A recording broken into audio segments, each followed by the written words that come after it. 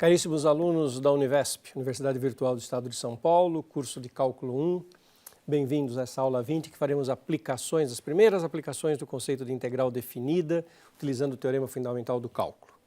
Isso é extremamente bonito, isso é extremamente rico em aplicações, vocês vão ver coisas lindíssimas com as que a gente consegue resolver com o teorema fundamental do cálculo.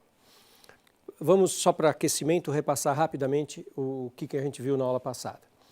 A ideia era pegar algo que nos permitisse calcular a área debaixo do gráfico de uma função. No começo nós supusemos a função positiva, depois tiramos essa hipótese. E estávamos calculando a área debaixo desse gráfico.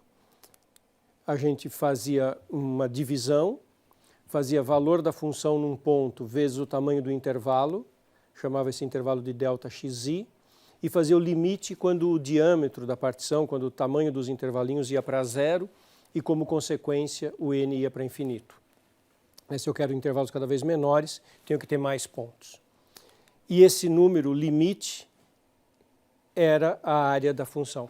Então era um delta xi, que é uma base, vezes uma altura, por isso que é uma área.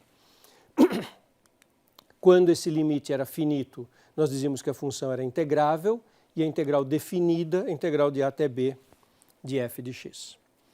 Quando a função não é positiva, a integral definida dá menos a área. E quando a função oscila, a integral definida dá uma compensação. A parte que está para cima entra com a área a mais, a parte que está para cima entra com menos a área e faz-se um balanço de tudo. Essa integral definida é esse limite, expressa essa área, indica-se por símbolo de integral de a até b de f de x dx.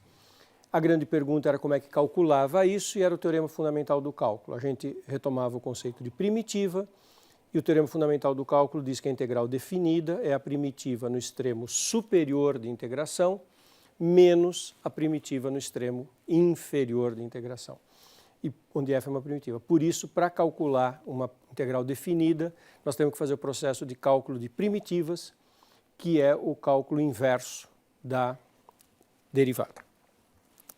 Agora eu vou mostrar algumas ideias importantíssimas. E o que é importante vocês terem em mente? Essa definição de integral em que você pega o valor da função f de xi e multiplica pelo delta xi, essa é uma ideia muito geral. Existem muitos fenômenos em que isso aparece. Eu vou dar uma lista de alguns e ao longo da formação de vocês, ao longo da graduação de vocês, vocês vão ver várias situações de ciências exatas, várias situações de ciências humanas, várias situações de economia, várias situações de tecnologia, em que essa mesma estrutura aparece e isso fornece de forma muito natural contextos em que o teorema fundamental do cálculo, a ideia de integral, vai poder ser utilizado. Nós começamos com a ideia de área e nós estávamos fazendo a integral de uma f de x, que era uma altura. Você pode pensar no gráfico da f e pensar que o f de x é uma altura. E aí, fazendo a integral da altura, deu a área. Porque era a altura vezes o delta xi, áreas dos retângulos, e passamos ao limite. Quando f era negativa, era menos a área. Agora, imagina que a variável, ao invés de x, está pensando em tempo, dt, e que a função f mede velocidade. O que é velocidade vezes tempo? Valor da velocidade vezes delta t. Isso é a distância. Distância é velocidade vezes tempo. Então, se você faz a integral definida da velocidade, isso dá variação da distância, da variação da posição. Eu estou escrevendo entre aspas, sem os extremos, sem nada, isso não estou enunciando nenhum teorema, eu estou jogando ideias que vão aparecer ao longo das aulas daqui para frente, tanto no cálculo quanto em outras disciplinas. Mas se no lugar da função nós colocamos velocidade, integral da velocidade dá variação da posição, integral definida. Porque velocidade vezes tempo é posição. E é por isso que é interessante deixar esse dx aqui, que não tem uma razão muito clara do porquê que a gente mantém o dx. Porque ele está sempre nos lembrando da variação da variável independente. Aceleração vezes tempo. O que é aceleração vezes o delta t? Aceleração vezes tempo é velocidade. Então, se nós fazemos integral da aceleração em relação ao tempo, isso dá variação da velocidade. Olha que bonito isso, né? Mas mais. Imagine uma distribuição de massa linear. Uma barra que tem uma distribuição de massa linear, uma densidade linear. que é densidade linear vezes o ΔX? Então, uma integral de densidade dx. Ora, se a densidade é linear, densidade vezes ΔX dá massa. Então, integral da densidade linear, massa. Força vezes deslocamento. Lembra que isso dava o trabalho na física? Força, deslocamento dá trabalho. Então, o que é a integral da força em relação ao espaço? E por isso que tem o dx aqui. Trabalho. Só para pontuar um exemplo que vem da economia. Imagine que você tem aqui função salário e tempo. Salário vezes o intervalo de tempo dá o que se chama massa salarial. É o salário acumulado. Por quanto tempo pagou-se ou recebeu-se aquele salário. O salário vezes o ΔT vezes o tempo dá a massa salarial. E chovem situações em que essa mesma estrutura lógica aparece e em cada uma delas este tipo de conceito vai ser útil quando a gente for trabalhar. Vamos começar a fazer exercícios. Um bem simples para começar. A área da região plana, limitada pelos gráficos das funções constante igual a 5, 2x, entre as retas verticais x igual a 0 e x igual a 2. Exercício muito simples. Está aqui a região. Função constante igual a 5, função 2x, entre as retas verticais x igual a 0 e x igual a 2, é a área deste trapézio. Como é que a gente calcula? Integral de 0 a 2 de 5 menos integral de 0 a 2 de 2x. Por que essa subtração? Integral de 0 a 2 de 5 dá a área do retângulo. Integral de 0 a 2 de 2x dá a área deste triângulo aqui embaixo. Mas a área que eu estou procurando é a área do retângulo menos a área do triângulo. Então, é a integral de 5 que dá a área do retângulo inteiro, menos a integral de 2x que dá a área do triângulo embaixo, sobra a área da região que eu estou procurando. O que é muito legal aqui é perceber o seguinte, claro que eu posso fazer essas duas integrais e fazer a subtração, mas eu também posso proceder assim. A área é uma única integral de 0 a 2 dessa função menos essa. E eu faço só uma integral da função diferença. Lembra que eu acabei de falar que é a integral da altura da área? Olha que bonito. Sabe o que está acontecendo quando eu faço 5 menos 2x? Quando eu faço 5 menos 2x, eu estou calculando essa altura aqui. Que ela vai variando ao longo de x e vai ficando menor. E se eu integro a altura em relação ao dx, dá a área. E eu não preciso fazer duas integrais, eu posso fazer só uma. Bonito isso. E fazendo essa única integral, 5x menos x2, porque são as primitivas, primitiva de 5 é 5x, de 2x é menos x2, de 0 a 2, aquela notação que a gente viu na aula passada, faz a primitiva nos 2, 5 vezes 2, menos 2 ao quadrado, faz a primitiva em 0, isso dá 10, isso dá 4, resposta 6. Ok? Agora, a ideia que teve nesse exercício de fazer a subtração das duas funções é uma ideia muito legal. Olha essa situação aqui. Área da região plana limitada entre os gráficos das funções 3x2 menos 1, uma parábola de concavidade para cima, 2x mais 1, entre as retas verticais x igual a 0 e x igual a 1. Então, olha só, a parábola de concavidade para cima, a reta entre 0 e 1. Se eu quiser calcular separando em sub-regiões, dá certo, mas eu vou perder muito tempo. Eu vou ter que fazer uma integral de 0 até aqui, dessa parte negativa, vai dar menos a área, depois eu vou pôr mais. Eu vou ter que fazer uma integral de outros pedaços, eu não preciso de nada disso. Sabe o que eu faço para calcular essa área? Simplesmente subtraio as duas funções, 2x mais 1 menos 3x2 menos 1, é a função que está para cima, que é 2x mais 1 menos a função que está para baixo. Quando eu faço essa subtração, eu estou calculando essa altura. Observa, no pedaço em que a função de baixo é negativa, vai ficar essa função menos essa função que é negativa. Menos o negativo vai ficar mais. Já vai dar o comprimento total. Então, quando eu faço essa integral da diferença, esse número já é sempre positivo, é a diferença de cima menos a de baixo, e a área que era para ser negativa já está entrando com o sinal corrigido, e é só fazer uma integral que dá tudo certinho. Olha que lindo. Aí fazendo a diferença, 2x mais 1 menos 3x2, esse menos com esse menos k mais, aparece aquele 2 aqui. Primitiva, 2x, x2 menos 3x2 menos x3 e 2x. Estou usando aquele critério de fazer primitiva, por exemplo, 3x2. A primitiva é uma unidade a mais no expoente x3, dividido por 3, cancela o 3, por isso esse menos x3. Ah, sim, e fazendo a conta, calculado em 0 e 1, no 1 isso dá 1 menos 1 mais 2, que dá 2, no 0 dá tudo 0. Acabei de falar de trabalho, né? Trabalho realizado por uma força de x² newtons, aplicado sobre um deslocamento entre os pontos de posição 2 metros e 7 metros. Você tem um deslocamento, força vezes deslocamento é trabalho. A força não é constante, mas vale aquela mesma ideia.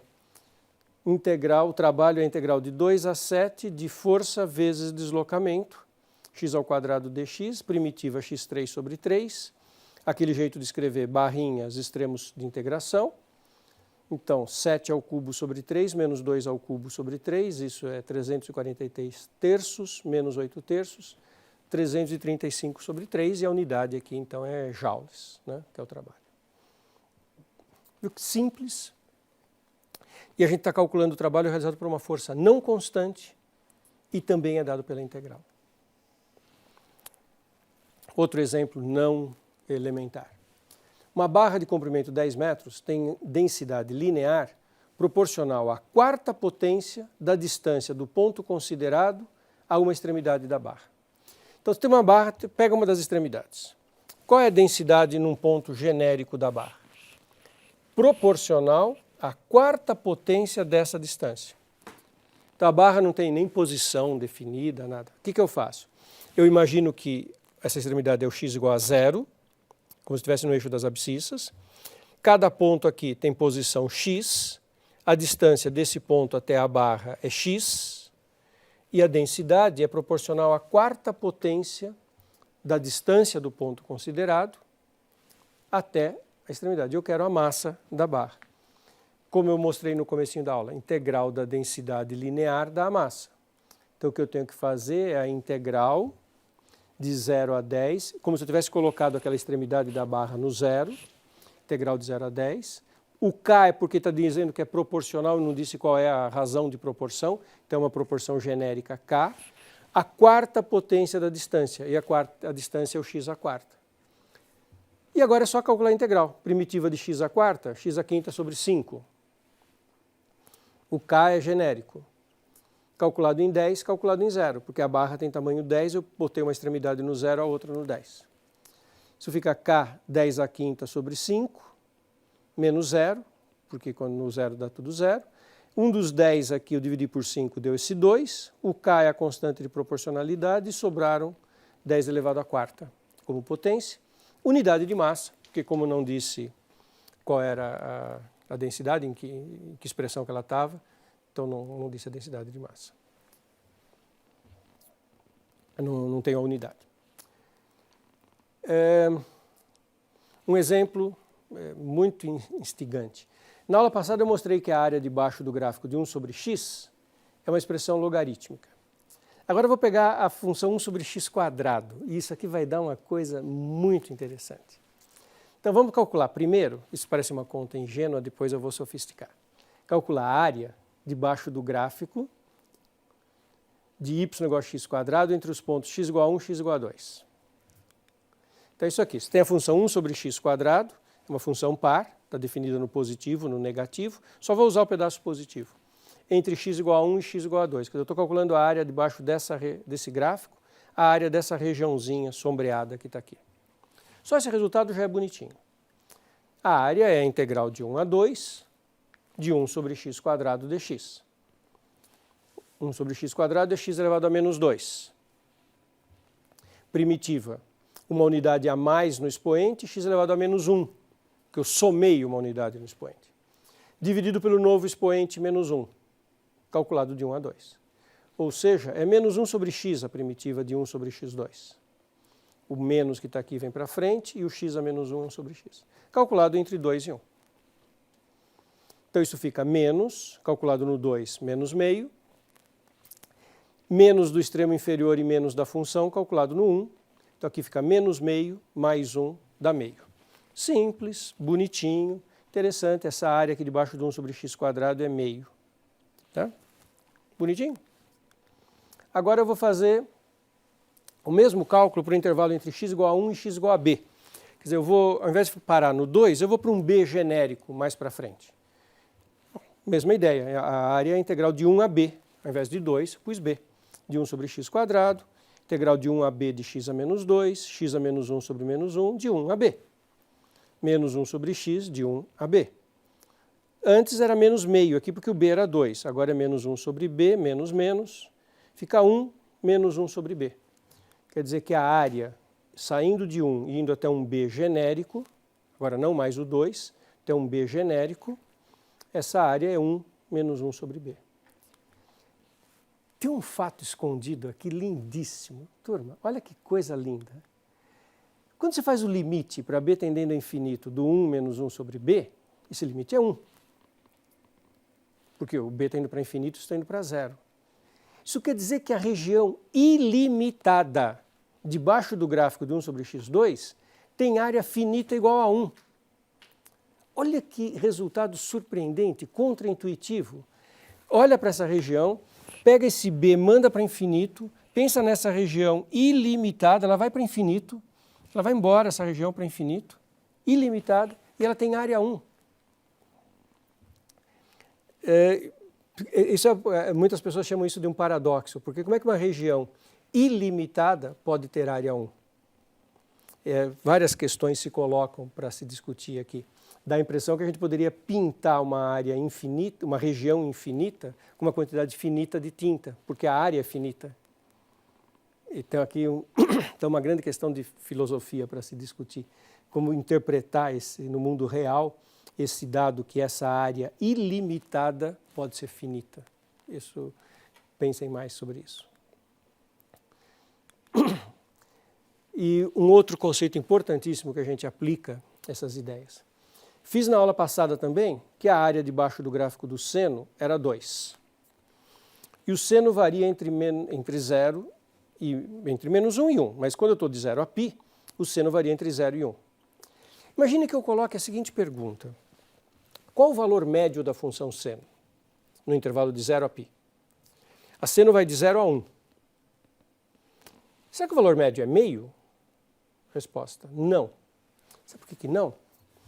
Porque a seno fica mais tempo acima de meio do que abaixo do meio. Observa aqui no primeiro quadrante, aqui 0 a π, primeiro quadrante vai até π sobre 2, 90. De 0 a 30, que é 1/3, a função seno vale meio. Então, no primeiro terço do primeiro quadrante, de 0 a 30, a função seno vai de 0 a meio. Daí, nos 2 terços seguintes, 30 a 60, 60 a 90, ela fica acima de meio, porque daí ela vai de meio até 1. Então a função seno sobe mais depressa, depois ela se horizontaliza e fica num valor patamar mais alto. Em outras palavras, ela fica mais tempo acima do meio do que abaixo do meio. Então a média dela não deve ser meio, deve ser maior do que meio. Pergunta, o que é a média? Como calcular a média? Sabe o que é o valor médio de uma função? É uma aplicação da ideia de integral definida.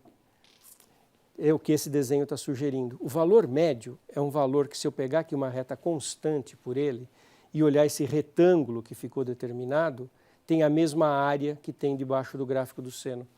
O valor médio de uma função é um número fixo, que se a função tivesse aquele valor fixo sobre o mesmo intervalo, ela realizaria a mesma área. Em símbolos, o valor médio de uma função no intervalo AB é o número m que satisfaz o seguinte: m vezes o tamanho do intervalo dá integral. Isso generaliza essa ideia de média, não precisa ficar falando em área. Integral, tamanho da base, altura média. A média de uma função é a integral de a até b de f de x dividido pelo tamanho do intervalo. Isso é uma definição geral para a média de qualquer função em qualquer intervalo. É muito sofisticado esse conceito. Aplicando no nosso exemplo do seno, ficaria a integral de 0 a π do seno dividido por π menos 0. Como nós já calculamos que a integral do seno é 2, fica 2 dividido por π. E 2 dividido por π é 0,637. Como eu disse, é maior que meio. 0,637. Porque o seno fica mais tempo acima do meio. Então você viu que legal essa aplicação do conceito de integral definida, de calcular a média de uma função sobre um intervalo qualquer? Nas próximas aulas a gente vai continuar explorando esse lindíssimo conceito de integral definida e esse fortíssimo teorema que é o teorema fundamental do cálculo. Por hoje ficamos por aqui.